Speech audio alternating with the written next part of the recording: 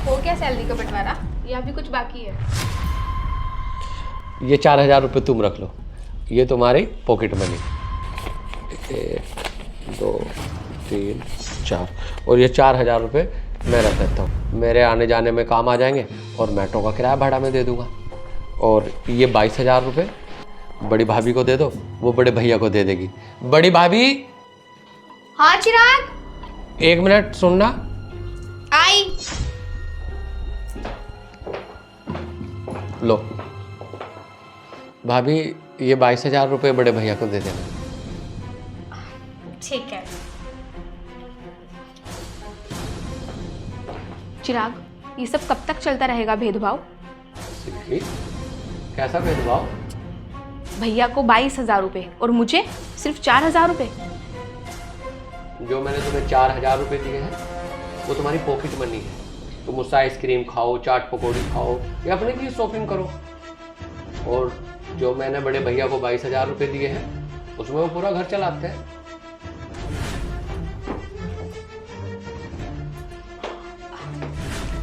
ये लो जी, तुम्हारे छोटे भाई ने 22,000 रुपये भेजे हैं। कुर्सी पे रख दो। ठीक है। तो तुम्हें लगता है मैं छोटी सी बच्ची हूँ, मैं ये घर नहीं चला पाऊंगी?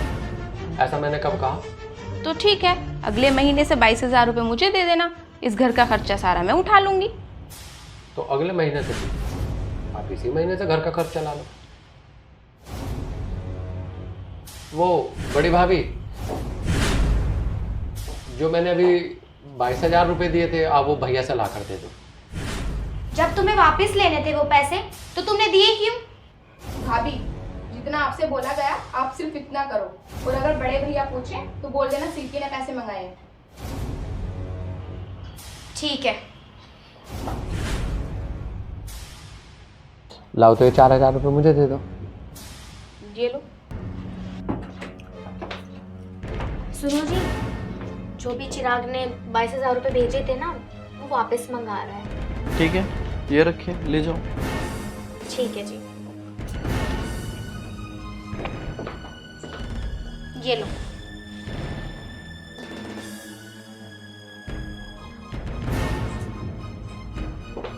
ये लो 22,000 रुपये। सिल्की, तुम्हें पता है कि बड़े भैया ये 22,000 रुपये कहाँ खर्च करते हैं? हाँ, मोस्टली तो पता है, लेकिन एक बात तुम फिर से बता दो। सबसे पहले 3,600 रुपये तो दूध वाले के निकाल दो, और 2,400 रुपये सिकंदर की फीस के निकाल दो।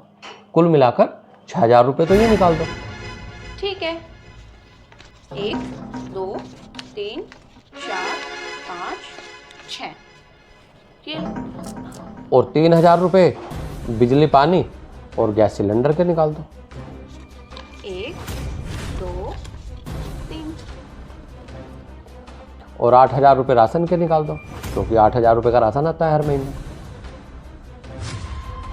1 2 3 4 5 6 7 8,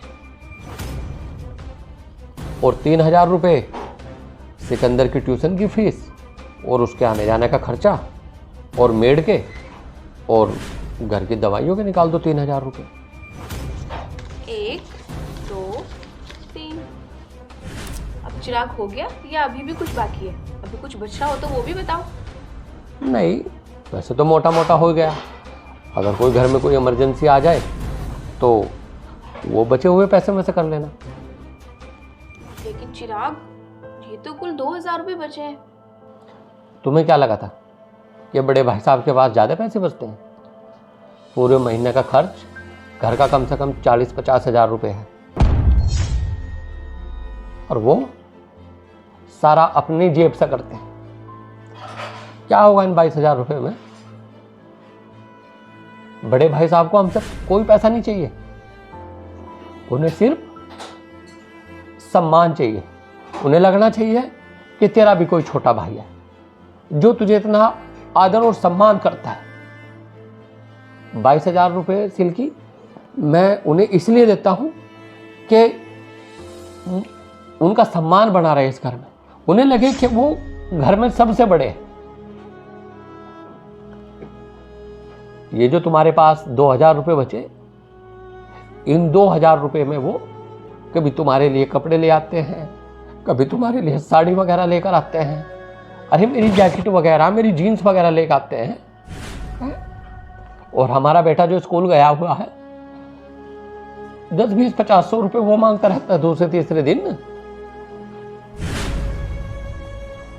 इसका मतलब तुम्हें ऐसा लगता था कि बड़े भाई साहब 22,000 रुपये लेते हैं हमसे और वो उनकी जेब में बसते हैं।